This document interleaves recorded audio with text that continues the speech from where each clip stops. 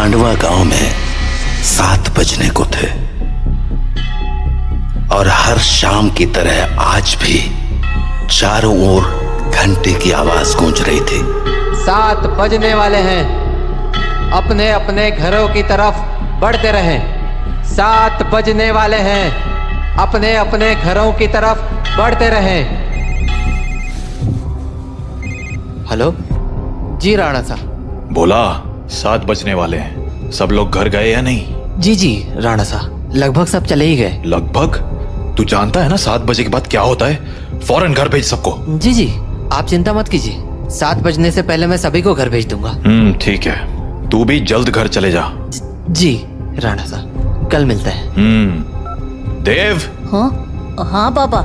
7 बजने वाले हैं, जाओ जाके सारे खिड़की दरवाजे बंद कर दो। हाँ पापा। 7 बजने वाला है, अपने अपने घरों की तरफ बढ़ते रहो। ये चढ़ोरे सब, दुकान बंद हो गई अब। अरे काकी चाय तो पिला दे। रे बावड़े, घंटी की आवाज ना सुनी के तेने? 7 बजन को है, जल्दी से घर निकल वरना। अरे बुढ़िया तू बहुत सोचती है, ये सब बस फालतू की बातें हैं, इतना दिमाग मत लगाया कर। बब्बन बेटे, थारे से बहस करने का समय ना है हमारे पास। बेहतर होगा कि 7 बजने से पहले तू अपने घर पहुंच जा, क्योंकि अगर रास्ते में वो मिल गए ना तो दोबारा यहाँ मत आइयो, क्योंकि मैं दरवाजा ना खोलूंगी, समझ गया? जा यहाँ से अब। हाँ जाता हूँ। हाँ बोलो राणा सा। काकी, सब लोग घर चले गए ना? हाँ सब चले गए। ठीक है, आप भी याद से खिड़की दरवाजे बंद कर लेना। रोज फोन करके यही बोले है तू। अरे 7 महीनों से गांव में कुछ ना हुआ तो अब क्या हो जाएगा? 7 महीने पहले जो हुआ था वो दोबारा भी हो सकता है, इसलिए सावधानी जरूरी है। पापा। हाँ? सारे खिड़की दरवाजे लगा दिए। और पर्दे लगाए? पर्दे क्यों? खिड़कियां लगा तो दी हैं, और वैसे भी वो लोग तो तभी अंदर आ सकते हैं ना जब उन्हें अंदर बुलाया जाए, तो फिर। देव, होश में हो? ये क्या बोल रहे हो? अरे हम पर्दे उनसे छिपने के लिए थोड़ी लगाते हैं, बल्कि इसलिए लगाते हैं ताकि हम उन्हें ना देख सके, उनसे बात ना कर सके और उनके बहकावे में ना आ सके। ऐसी गलती बहुत से लोगों ने की थी, उनके साथ क्या हुआ ये पूरा गांव जानता है, इसीलिए अच्छा होगा कि हम वो गलतियां ना दोहराएं। पापा, क्या मम्मी के साथ भी ऐसा ही कुछ हुआ था? क्या वो भी? 7 बज गए, जाओ जल्दी से जाके पर्दे लगा दो, वो लोग अब आते ही होंगे। हाँ। तो राणा सा की बात मानकर देव खिड़कियों पर पर्दे लगाने के लिए चला गया, पर अभी वो पर्दे लगा ही रहा था कि उसने ऐसा कुछ देखा जिससे उसके होश उड़ गए। देव बेटा। मम्मी, आप? हाँ बेटा, मैं ही हूँ। पर आप यहाँ कैसे? तुमसे मिलने आई हूँ बेटा। हाँ, पर आप तो मर गए थे ना? नहीं तो, देखो मुझे, मैं तो जिंदा हूँ। लेकिन पापा ने तो बोला आप मर चुके हो। फिर? तुम्हारे पापा झूठ बोल रहे हैं बेटा। मतलब आप मरे नहीं हो? नहीं, मैं तो बस रास्ता भटक गई थी, आज बहुत मुश्किल से तुम्हारे पास आ पाई हूँ, बस तुमसे मिलने। हाँ? सच्ची? हाँ बेटा, हाँ। अब चलो मुझे अंदर आने दो, 7 बज गए हैं, वो लोग आते ही होंगे। हाँ, मैं पापा को बोलता हूँ। नहीं, पापा को क्यों बुला रहे हो? वो मुझे देख तो पाएंगे नहीं, और जब तक मैं उन्हें समझाऊंगी तब तक तो बहुत देर हो जाएगी, इसलिए तुम ही जल्दी से दरवाजा खोल दो, जाओ। पर पापा ने 7 बजे के बाद दरवाजा खोलने से मना किया है। बेटा, मेरे पास ज्यादा वक्त नहीं है, मैं ज्यादा देर तक बाहर नहीं रह सकती। तुमने दरवाजा नहीं खोला तो? नहीं, मैं खोलता हूँ। थैंक यू बेटा। तो देव अपने घर के दरवाजे पर पहुंचा और दरवाजा खोल दिया। पर जब सामने कोई नहीं देखा तो उसने अपनी मम्मी को आवाजें लगानी शुरू की। मम्मी, मम्मी, अरे मम्मी कहाँ गई? मम्मी कहाँ हो? जल्दी आओ ना। देव, पापा, तुमने दरवाजा क्यों खोला है? देव बेटा, मम्मी। देव मम्मी को अपनी ओर आते देख ही रहा था कि तभी राणा शाह ने एकदम से लाइट्स बंद कर दी और लाइट के अचानक बंद होते ही देव पीछे पलटा तो उसके सामने अंधेरे में राणा शाह खड़े थे, जो देव को चुप रहने का इशारा कर रहे थे। देव बेटा, अरे कहाँ चले गए तुम? देखो मैं आ गई। मम्मी से नहीं मिलोगे? देव, देव।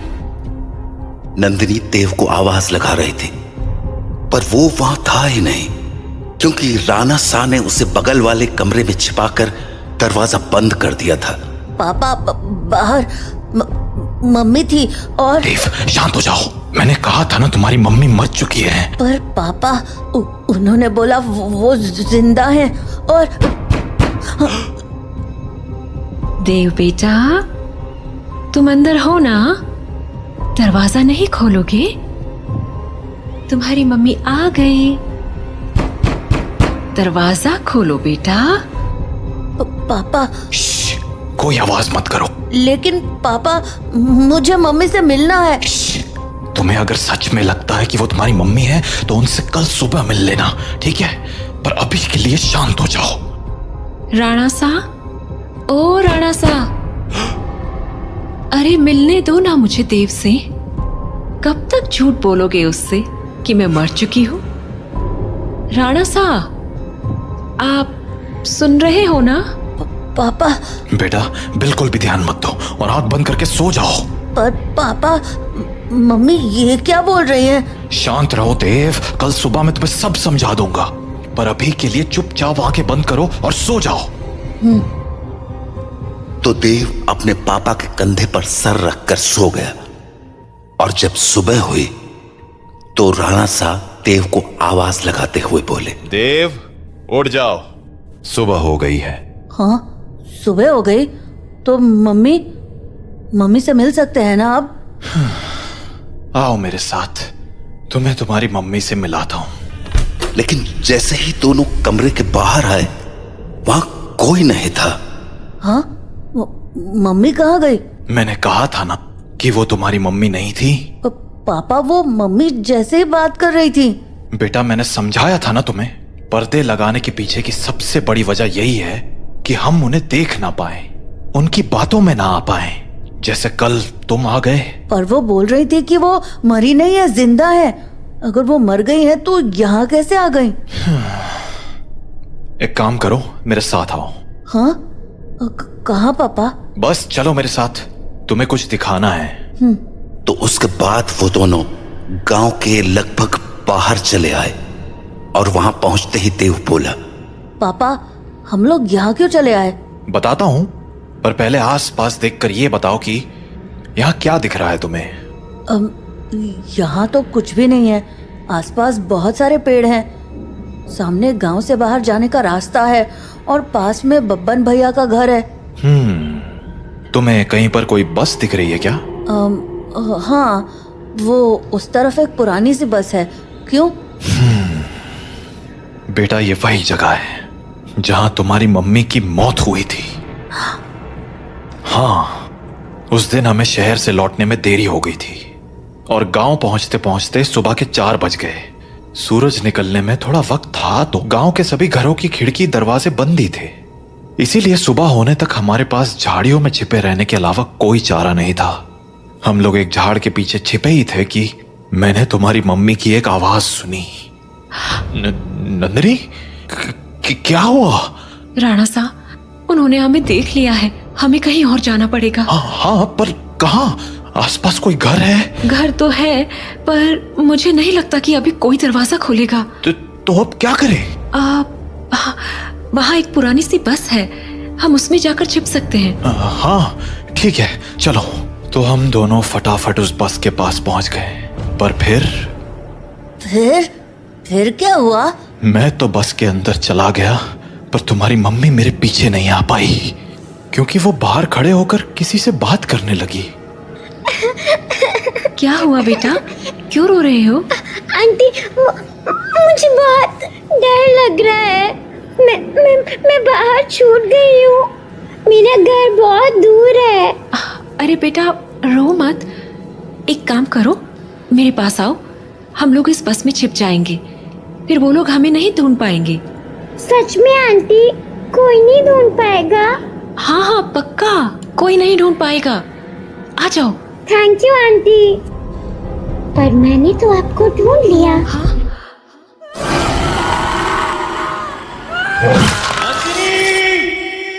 मैं नंदिनी को बचाने के लिए बस के बाहर जाने लगा, पर तब तक बहुत देर हो चुकी थी। बस को उन लोगों ने चारों तरफ से घेर लिया था। हेलो अंकल, बाहर आओ ना, खेलो हमारे साथ। और शायद मुझे देखकर हंसे जा रहे थे। हेलो अंकल, बाहर आओ ना, खेलो हमारे साथ। उन आवाजों को सुन मैं इतना घबरा गया कि अपनी जगह से हिल भी ना पाया। पर थोड़ी ही देर बाद वो आवाजें आनी बंद हो गईं और गांव के लोगों की आवाज सुनाई देने लगी।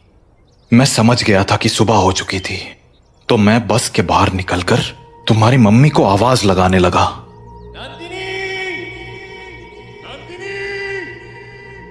पर वहां अब कोई नहीं था। मैं कई दिनों तक उसके लौटने का इंतजार करता रहा, पर वो नहीं लौटी। फिर जब गांव वालों ने मुझे बताया कि रात 7 बजे के बाद उन बाशिंदों के साथ नंदिनी भी शिकार पर आती है, तो मुझे इस गांव का एक गहरा राज समझ आया। क्या राज? यही कि जो लोग रात को इस गांव में आते हैं वो इसी गांव के रहने वाले थे, पर उनकी मौत के बाद वो ऐसे बन गए। मतलब कल जिसे मैंने देखा वो तुम्हारी मम्मी नहीं थी बेटा, क्योंकि मरे हुए लोग वापस नहीं आया करते, इंसान बनकर तो बिल्कुल नहीं।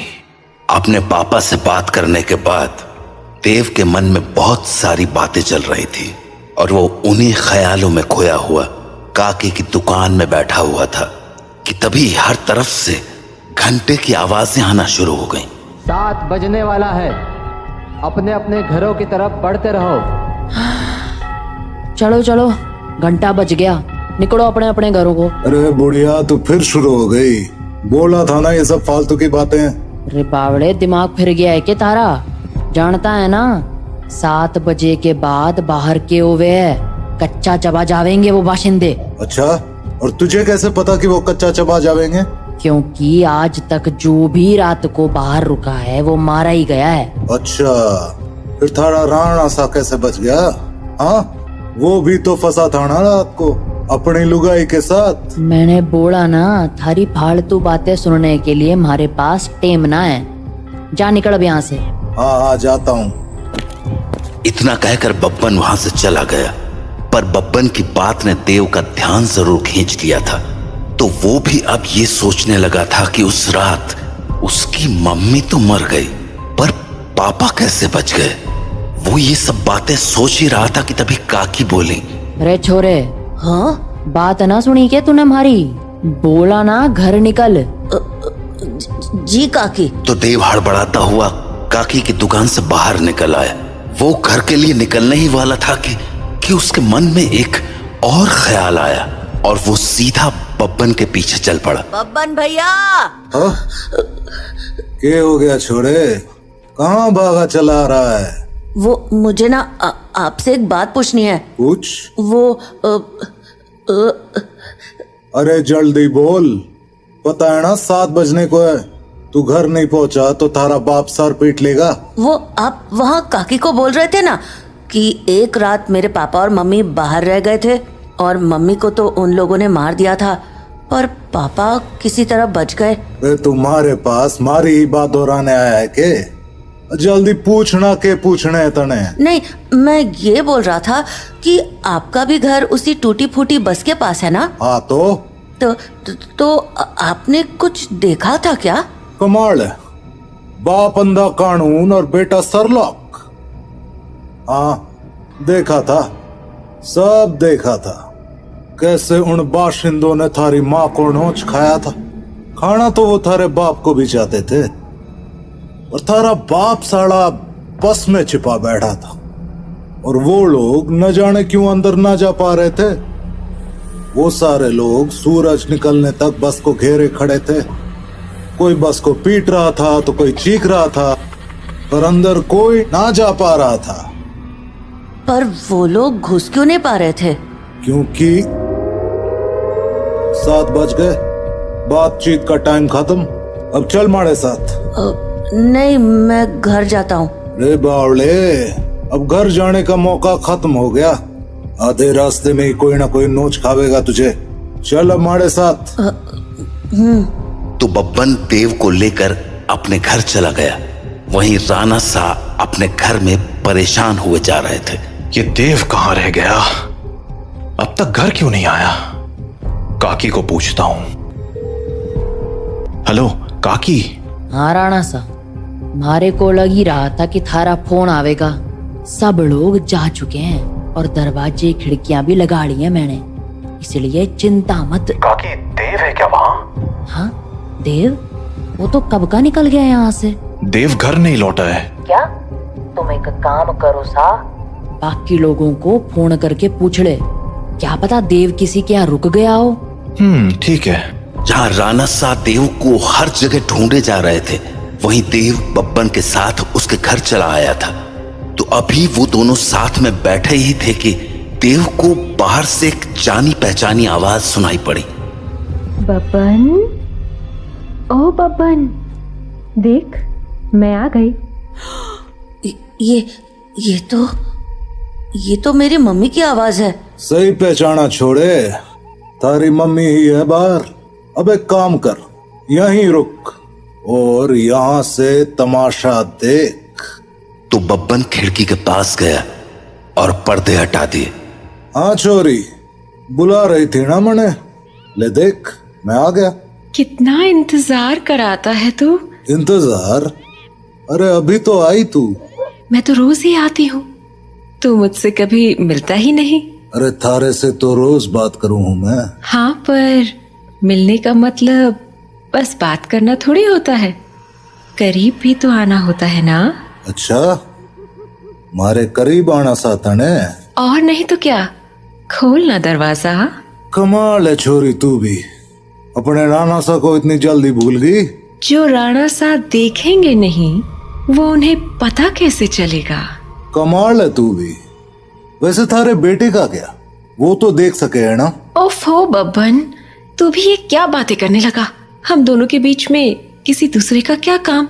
जाना, दरवाजा खोल देना, मुझे तेरे से अच्छे से मिलना है।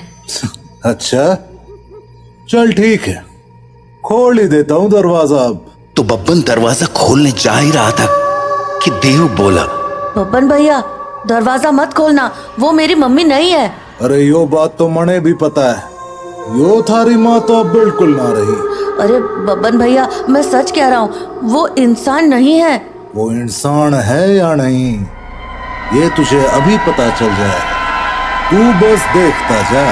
तो इतना कहकर बब्बन ने दरवाजा खोल दिया और सामने खड़ी नंदिनी से बोला, हाँ छोरी, मिलना था ना तने मारे से, आजा अंदर आजा। बब्बन की बात सुनकर देव के तो होश ही उड़ गए, पर तभी कुछ अजीब हुआ। उसने देखा कि उसकी मम्मी दरवाजे पर तो खड़ी थी, पर दरवाजे से अंदर नहीं आ रही थी। क्या हो गया, रुक क्यों गई, आजा अंदर। नंदिनी कुछ देर तो वैसे ही खड़ी रही, पर फिर बोले, तू बाहर क्यों नहीं आ जाता बब्बन, मैं तुमसे यहीं मिल लूंगी। अरे अभी तो अंदर बुलाने को कह रही थी, अब बाहर बुला रही। देख छोरी, आना तो तुझे ही पड़ेगा, अब सोच ले। तू भी ना बब्बन, कितना इंतजार कराएगा, आ जाना बाहर। नंदिनी के जवाबों को सुनकर देव के मन में बहुत सारे सवाल उठने लगे थे, जैसे कि उसकी मम्मी घर के अंदर क्यों नहीं आ रही थी, और वो बार बार बब्बन को बाहर आने को क्यों कह रही थी। देव धीरे धीरे बब्बन के पास पहुंच गया, पर इससे पहले कि वो बब्बन से कुछ पूछता, उसे नंदिनी ने देख लिया और वो बोली, अरे बेटा देव, तुम भी यहाँ हो? आओ ना, मम्मी से नहीं मिलोगे? कल हम मिल नहीं पाए थे ना? आ जाओ, आज मिलते हैं। देखो, बाहर तुम्हारे साथ खेलने के लिए इतने सारे बच्चे भी हैं। हम खूब मजे करेंगे। आ जाओ बेटा।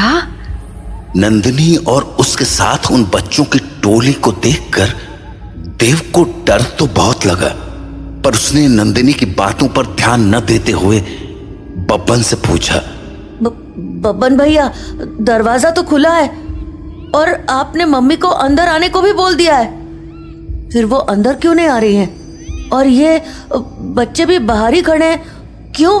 समझदार लगे तू, सही सवाल पूछना जाने। हाँ, मतलब यो कि जिस रात मैंने थारी माँ को मरते हुए देखा, उस रात मैं भी यही सोच रहा था कि आखिर इन बाशिंदों ने थारे बाप को क्यों नहीं मारा, वो बस के अंदर क्यों ना गए। तो अगली सुबह मैं बस के अंदर गया, ये देखने कि आखिर वहां ऐसा था क्या जिसने उन बाशिंदों को रोक दिया था। पहले तो मुझे कुछ समझ नहीं आया, पर फिर मुझे जवाब मिल गया। क्या जवाब? वो देख। हाँ? यो है रुद्राक्ष की माला। यही वो चीज थी जिसने थारे बाप की जान बचाई थी। बस के अंदर यही लटकी हुई थी। मने इसके पीछे की वजह तो ना मालूम है, पर इतना जरूर पता है कि इस रुद्राक्ष की माला को दरवाजे पे टांग दो तो ये साले चाके भी घर के अंदर नहीं घुस पाएंगे। सच में? और नहीं तो के। तो आपको पक्का पता है कि ये इसी रुद्राक्ष के कारण अंदर नहीं आते हैं? रुद्राक्ष उतार के दिखाऊं? देखेगा क्या होता है? हाँ? नहीं। छोरे, ये कोई पहली बार नहीं कराया मैंने। सारी जांच करने के बाद ही अपने दरवाजे पे टांगा है इस रुद्राक्ष को। समझ गया? ये ले, थारे बाप ने फोन मिला दिया। हेलो? हाँ राणा सा। हाँ, चिंता ना करो, थारा छोरा हमारे पास ही है और पूरी तरह सुरक्षित है। चलो, शुभ रात्रि।